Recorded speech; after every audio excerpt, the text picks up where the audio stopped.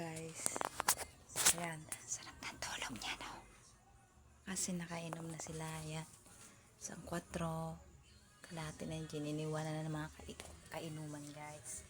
Kasi ngayon, alakin natin ng red horse.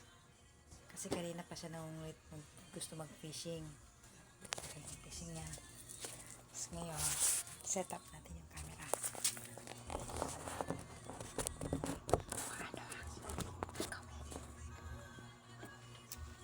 Let's go, guys.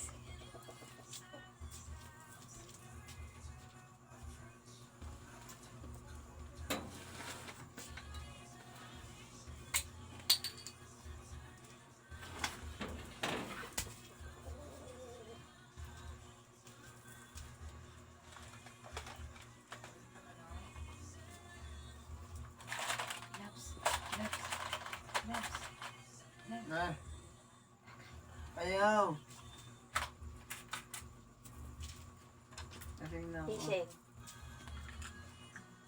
Bilis na. Bilis na. Wala na. Fishing tayo. Ako, fishing na ayaw? Fishing. Okay na, bilis. Fishing tayo. Ang damit ko. Dapat yan. Ayaw. Ano ba yan?